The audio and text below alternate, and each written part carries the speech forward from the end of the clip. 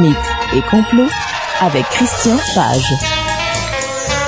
On est avec Christian Page. Christian, bonjour. Salut Benoît. Bon, d'abord, faut régler les affaires. La conférence du mois de mars. Conférence le 10 mars, c'est Contact avec l'au-delà. On va parler de tout, fantômes, poltergeist, maisons hantées, transcommunication, tu sais, ces enregistrements EVP qu'on enregistre apparemment dans des maisons supposément hantées. Donc, on va tout entendre ça. Okay. On va regarder ça, on va en faire voir, parce qu'il y a aussi des images qu'on a captées de l'au-delà.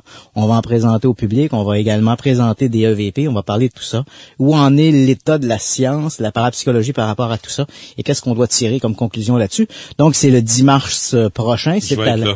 Oui? J'y vais. Ah ben, c'est le 10 mars, le 10 mars. Bon, ouais. Parfait. Donc, le 10 mars, il va y avoir du monde là, si tu veux. Non, mais moi, je m'assois dans un coin au fond tranquille, là, je dis rien. OK. Je fais juste ouais, de quoi. OK, parfait. Donc, c'est le 10 mars prochain. C'est à la base militaire de Longue-Pointe. C'est au coin des rues Langelier et Hochelaga. C'est l'ouverture des portes est à 18h30. La conférence débute à 19h30.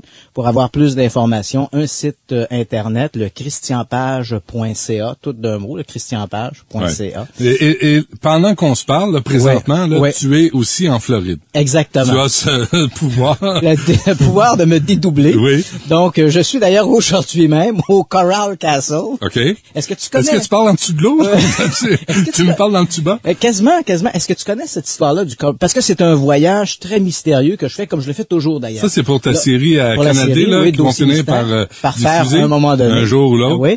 Donc, parce que à tous les fois où moi je voyage, je me déplace, c'est toujours en fonction du surnaturel. Même quand je prends des vacances, ça devient un peu tannant pour mes conjoints. Je comprends. Hein? Je pour dis mes conjoints parce que bon, au cours de ma vie, ma vie tumultueuse. Pas en même temps. Non, pas tous en même, pas tout en même temps.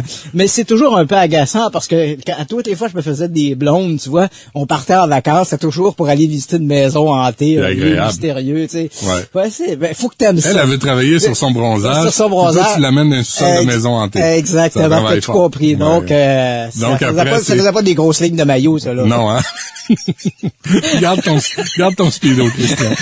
Alors, tu es en Floride pour? Oui, pour donc la série Dossier Mystère. On a plusieurs items et encore une fois, c'est toujours des éléments à caractère surnaturel. Ma première destination, c'est le Coral Castle. Est-ce que tu connais le Coral Castle? Non. Écoute, faut que je te prenne quelques minutes pour te parler de ça. C'est tout à fait fantastique. Notre histoire commence en fait avec un individu, Edward Ledskalkin.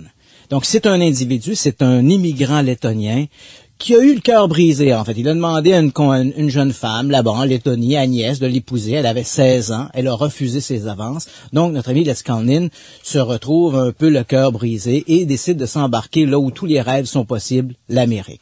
Donc, on le retrouve début du 20e siècle. Il est en Amérique. Il va vivre d'expédients à gauche, à droite. On le retrouve même au Canada où il travaille dans des chantiers d'abattage. C'est assez curieux parce que c'est un tout petit bonhomme. Hein. Il fait 5 pieds 2. Il pèse à peine 100 livres, là, tout mouillé. Là, donc, souvent un peu genre de bonhomme. Ben oui. Et puis, comme ça, il se promène à gauche, à droite, vie d'expédient. Et puis, au début des années 1920, on le retrouve en Floride. Et là, il va se procurer un petit terrain, tout près des Everglades, en fait, à Homestown. Et là, à la faveur de la nuit, sans jamais faire appel à aucun appareillage lourd, quel que soit des grues, rien de ça, il n'a qu'un bicycle à pédale. Là. Son seul moyen de transport est un bicycle à pédale. Ah oui. Il va construire un véritable château avec des blocs de coraux qu'il va lui-même sculpter, déplacer et assembler. C'est quelque chose d'à peu près impossible. Ledskalnin va travailler toujours à la faveur de la nuit sans jamais que personne ne voit ce qu'il fait. Et là, il va assembler cette gigantesque construction. C'est vraiment une curiosité en soi. Et personne ne voit comment il s'y prend. Il ne fait jamais appel à aucun appareillage lourd, ne fait jamais appel à des voisins, des ouvriers, rien. Il travaille seul. Après quelques années, on découvre cette incroyable construction au milieu d'un terrain pratiquement vague, entouré d'une forêt. Personne ne sait comment Ledskalnin s'y est pris. Des enfants vont raconter avoir vu à un moment donné une nuit, parce que Ledskalnin ne travaille toujours que la nuit. Les jeunes vont raconter qu'une nuit, alors qu'ils se sont approchés près du chantier, ils ont vu Ledskalnin déplacer les blocs en les faisant flotter dans l'air. Écoute, c'est assez incroyable. Un coup que le château a été assemblé, évidemment, Ledskalnin va tenter de, bon, évidemment, ça l'attire des gens, des curieux. Ledskalnin va charger comme 10 sous pour visiter les lieux. Mais son petit terrain d'Homestead est assez loin des grands axes routiers, alors ce qui est impossible, Ledskalnin va le faire. il va déplacer le château de Corail. Il va donc se procurer un terrain tout près de l'autoroute 1 à ce moment-là, et puis, encore une fois, sans jamais faire appel à des grues ou à de l'appareillage lourd, mais là, cette fois-là, il va briser un peu sa règle de travailler seul. Il va demander à un voisin qui possède un tracteur et un fardier. Il va lui demander d'amener le fardier, et là, la nuit, à l'abri des regards, Ledskalnin va démonter bloc par bloc le château, placer les blocs sur le fardier et au lever du jour, le voisin avec son tracteur va venir s'arrimer au fardier, transporter sur les 16 kilomètres de distance chacun des blocs et que là, il va laisser le fardier à cet endroit-là. Ledskalnin, encore une fois, toujours à la faveur de la nuit, sans jamais personne, va rassembler le château de Corail là où il est maintenant. C'est une histoire tout à fait incroyable. Mais un château, c'est pas avec des pièces, là. C'est 4 murs puis un toit. Non, on s'entend. Le château de Corail est en fait une gigantesque enceinte à l'intérieur de laquelle des monuments ont été assemblés, des meubles. Tout est fait de blocs de coraux. D'ailleurs, il y a quelque chose de tout à fait exceptionnel. Pour entrer à l'intérieur de l'enceinte, Ledskalnin a taillé un bloc de corail de 10 tonnes qu'il a traversé avec, on s'imagine le type, le vilebrequin, là. Il a percé avec un vilebrequin de part en part, là, sur la hauteur de ce bloc, un trou dans lequel il a fait passer une tige de métal qui sert finalement de pivot. C'est tellement précis qu'on peut ouvrir la porte uniquement en appuyant avec un seul doigt. Et pourtant, aujourd'hui, il faudrait des mesures laser pour pouvoir traverser un bloc de cette façon-là. Ledskalnin n'a jamais utilisé d'équipement lourd. Encore une fois, son seul moyen de transport était un bicycle à pédale. Lorsque Ledskalnin... je sais, c'est incroyable! Et lorsque les gens visitaient le château de Corail, on demandait à Ledskalnin, mais comment est-ce qu'il est? Parce que c'est vraiment une œuvre impossible à réaliser. Ça dépasse l'entendement. Et lorsqu'on demandait à Ledskalnin comment il s'y était pris, il se contentait de sourire en disant qu'il connaissait le secret des constructeurs des pyramides. Et puis, à un moment donné, évidemment, ce qui devait arriver arriva. Ledskalnin, un jour, s'est senti mal, a laissé une petite écriteau à l'entrée du château de Corail en disant « parti à Miami pour des examens ». Mais Ledskalnin n'est jamais revenu. Il est décédé à l'hôpital, emportant avec lui son secret. Tant et si bien qu'aujourd'hui, on reste avec ce mystère, cette immense construction faite de blocs de coraux. Est-ce que ça s'est détérioré avec le temps? Parce non. Que ça fait presque 100 ans. Ouais. D'ailleurs, je vais te raconter une petite... Elle vaut ce qu'elle vaut. C'est une anecdote. Okay. On se comprend. Le château de Corail, donc, se trouve aujourd'hui à Homestead, qui est au sud de Miami. Il y a quelques années, tout le sud de la Floride a été dévasté par un ouragan. Je me rappelle plus de quel, Hugo ou quelque chose comme ça. Et puis, tant et si bien, parce que dans tout le camp, évidemment, on s'interroge comment Ledskalnin s'y est pris. C'est bien beau le secret des pyramides, là, mais bon, on sait qu'il a publié à la fin des années 20, il a publié, au début des années 30, il a publié un petit ouvrage sur le magnétisme, mais rien de très complexe, rien de très éloquent qui nous permettrait de connaître le secret de Ledskalnin. À son décès, évidemment, on a fouillé parce qu'il s'était lui-même construit un petit habitat à l'intérieur du château de Corail, une sorte d'appartement, un donjon dans lequel il vivait, et on a fouillé là-dedans, on n'a rien trouvé sur comment il s'y est pris pour construire le château de Corail. On est vraiment devant une œuvre impossible. Et puis, à un moment donné, en regardant des photographies, on a constaté que durant l'époque où le château était en construction, quelques photos ont été prises de Ledskalnin en train de travailler. Les seules choses que l'on voit, c'est que Ledskalnin utilisait toujours 3 poteaux qu'il assemblait en tripode, un peu comme un tipi. Et là-dessus, il faisait simplement passer une chaîne avec, un levier. Et chacun de ces tipis de bois, si je peux dire, était surmonté d'une caisse, un peu comme je dirais à peu près la grosseur d'une caisse, comme un coffre à jouets d'enfant. Et tout ça était placé, ce coffre était toujours placé au sommet des tripodes. Pourquoi placer un coffre comme celui-là? Qu'est-ce que pouvait contenir ce coffre? Qu'est-ce qu'il y avait là-dedans qui aurait permis à Ledskalnin de travailler? Parce que c'est bien beau placer 3 tripodes, une chaîne, un crochet. On ne déplace pas des blocs de 10 tonnes avec ça. Il devait y avoir quelque chose. Et toutes les photographies qui ont été prises durant la construction du château de Corail montrent ces tripodes avec cette boîte au-dessus.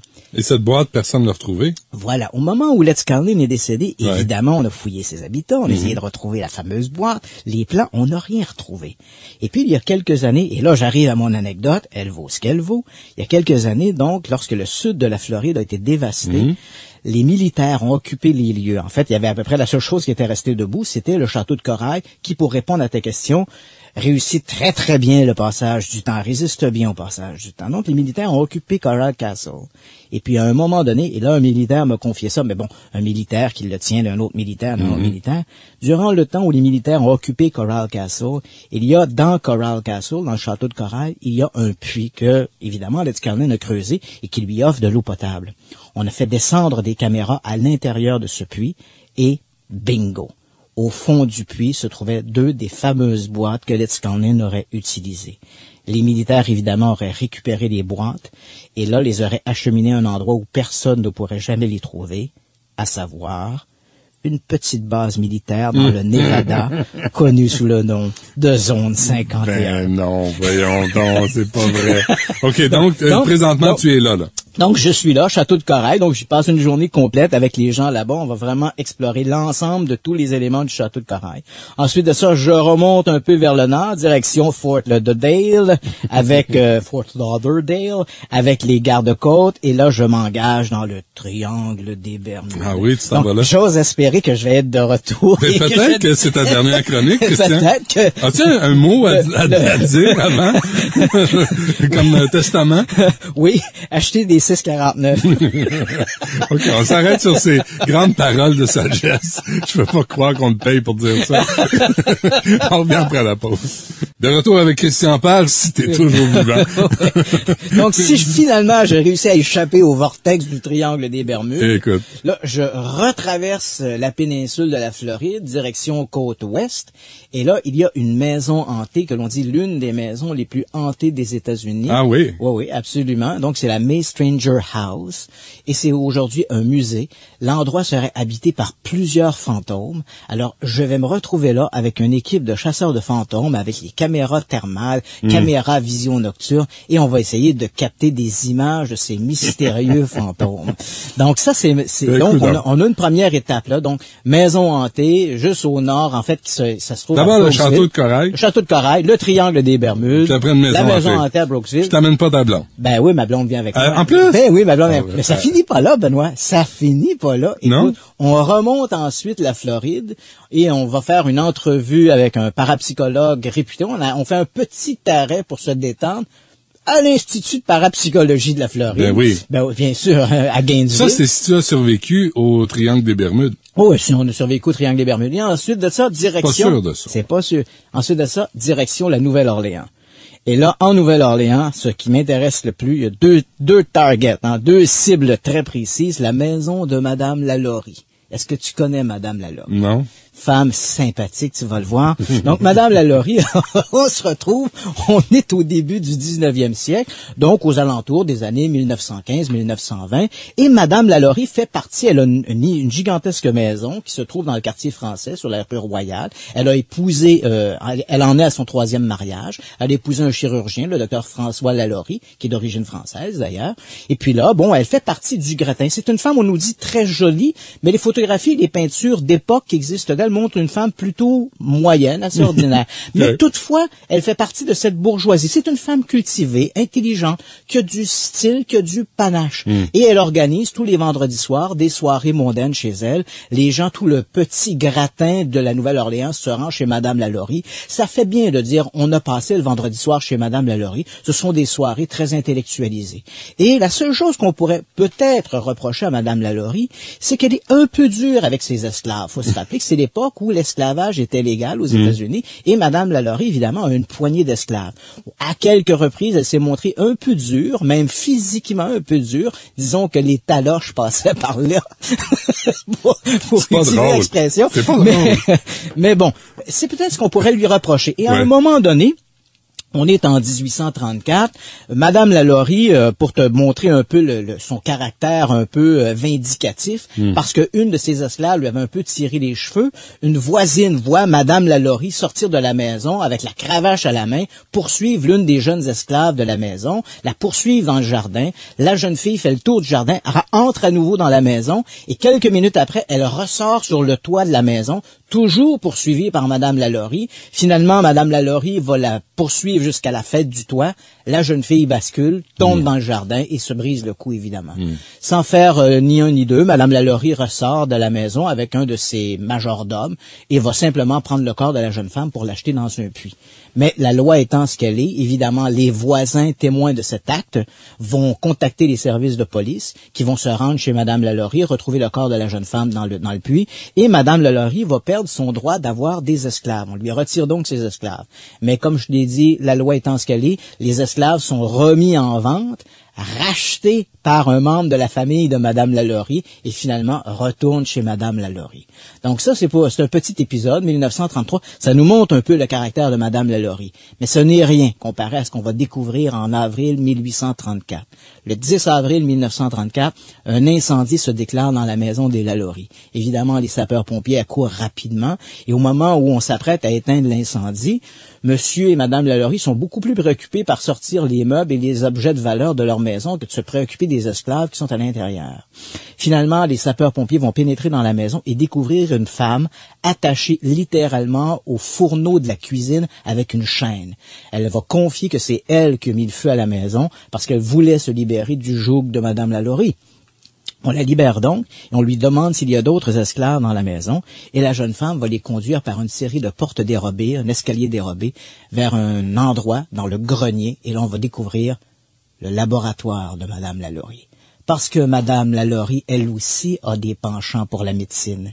Donc, sur des étagères, des organes que l'on conserve dans des pots, dans de l'alcool ou de la formaldéhyde. Sur des tables, il y a encore des gens vivants qui sont les objets de vivisection organisés par Madame Lalaurie. Madame Lalaurie s'est amusée à briser les membres de plusieurs de ses esclaves rébarbatifs qu'elle a placés ensuite dans de véritables cages à chiens, de manière à voir comment les os reprendraient entre eux. Ces gens-là sont devenus des monstres, de véritables crabes humains. Et là, évidemment, les sapeurs-pompiers, en découvrant le laboratoire de cette Frankenstein moderne, n'ayons pas peur des mots, vont sortir ces esclaves-là, vont les amener dans une maison à côté, là, dans une sorte de garnison où ils vont être gardés. Madame Lalaurie, elle, ne semble pas trop s'en faire avec ça, donc elle retourne à l'intérieur, les flammes sont rapidement éteintes, elle, son mari, ses 2 enfants regagnent la maison, mais elle sait très bien que son sort est scellé, que ce n'est plus qu'une question d'heure avant que les policiers débarquent chez elle et qu'il y ait des arrestations. Donc les gens, il y a une foule qui se place devant la maison de Madame Lalaurie qui vont occuper la rue Royale et on la voit derrière la fenêtre qui regarde de temps à autre dans la rue. Elle voit cette foule qui ressemble... Mais cette foule est hostile Évidemment hostile à Madame Lalaurie parce que là, évidemment, la rumeur court à vitesse grand V. On a trouvé ce laboratoire, ces êtres humains dans des conditions tout à fait épouvantables. Et là, Madame Lalaurie va s'occuper simplement de ramasser ses bijoux, ses objets. Et puis, à la tombée de la nuit, quelques minutes avant que débarquent les policiers, Madame Lalaurie, son mari, ses 2 enfants vont quitter les lieux avec une calèche. Pendant des années, ils vont être absents. On croit qu'ils se sont exilés en France. Maintenant, la suite de l'histoire est un peu floue. Certains disent que Madame Lalaurie serait morte en Europe, en France, dans une famille, dans la famille de son mari. D'autres racontent qu'elle serait revenue vivre à la Nouvelle-Orléans dans les dernières années de sa vie, apparemment la poussière ayant retombé sur ses méfaits des années qui s'étaient produits quelques années plus tôt. Mais c'est une femme tout à fait épouvantable, un monstre moderne. Mais s'il y a des preuves de ça? Oh, oui, absolument. On a les rapports policiers, les documents, les articles de journaux qui ont été écrits à l'époque. Tous ces éléments-là sont confirmés. Ah ouais. Donc, et ensuite, ce qui est assez étonnant, c'est qu'évidemment, avec une histoire aussi épouvantable comme celle-là, tu le comprends bien, la maison est vite, d'abord, elle était, après le départ des Lalaurie, la maison était mise à sac par la foule hostile aux Lalaurie. Ouais. La maison est restée abandonnée pendant quelques années, ensuite rachetée, rénovée. Aujourd'hui, la partie basse de la maison sert de commerce. La partie haute de la maison a été transformée en appartement, en condominium. C'est la maison, dit-on, la plus hantée de la Nouvelle-Orléans, parce qu'évidemment, avec les crimes qui se sont produits, évidemment, toutes les rumeurs sont prises. Et il y a quelques années, cette maison était la propriété de nul autre que Nicolas Cage, l'acteur qui a gardé la maison pendant quelques temps. Lui-même, Cage, aurait vécu une expérience assez traumatisante alors qu'il visitait la maison de Madame Lalaurie. Mais là, évidemment, on tombe dans le domaine de la rumeur. C'est le Ghost Rider qui dit ça, hein? Ouais, c'est ça, évidemment. Juste avant d'embarquer sur sa moto. Aucun lien de parenté avec Nicolas Cage? Non, absolument. Non, toi, c'est Page. Page, ouais. Ah ouais, c'est pas Et pareil. après cette merveilleuse visite à la maison Lalaurie, je vais terminer mon voyage en passant 2 nuits dans la maison la plus hantée des États-Unis, la Myrtle Plantation. Donc, la Myrtle Plantation se trouve à 1 heure de route à peu près de la Nouvelle-Orléans, à San Francisville, au nord-ouest de la Nouvelle-Orléans, et on dit que c'est la maison la plus hantée de toutes les États-Unis. Il y aurait évidemment, il y a des histoires d'esclavage, un maître qui aurait tranché l'oreille d'une esclave, celle-ci, pour se venger, aurait empoisonné des enfants du propriétaire terrien, la foule et des autres esclaves, vindicatifs de la voir commettre un crime contre leur maître, l'aurait lynché à un arbre de la plantation, et depuis, le fantôme de cet esclave vit à l'intérieur de la maison, avec d'autres fantômes apparemment. Bref, tous les propriétaires de cette propriété, la Myrtle Plantation, ont été témoins de phénomènes tout à fait extraordinaires. On dit que cette maison est la maison la plus hantée des États-Unis, et je vais donc terminer mon séjour en passant 2 petites nuits dans la Myrtle Plantation. Quelle agréable vacances. Ah oui. J'espère que tu vas revenir de ton voyage. Au Triangle des Bermudes. Oui, ça, c'est combien de temps, ce voyage-là? Pendant 1 semaine. Une semaine? Ah oui. Bon, ben allez, Écoute, puis on se reparle la semaine prochaine. Ça marche, merci. Merci, salut. Christian Page, merci à Alex, à Larry et à François. Je suis toujours bouleversé, moi, après cette chronique-là. Merci à vous, puis on refait ça demain midi. Au revoir.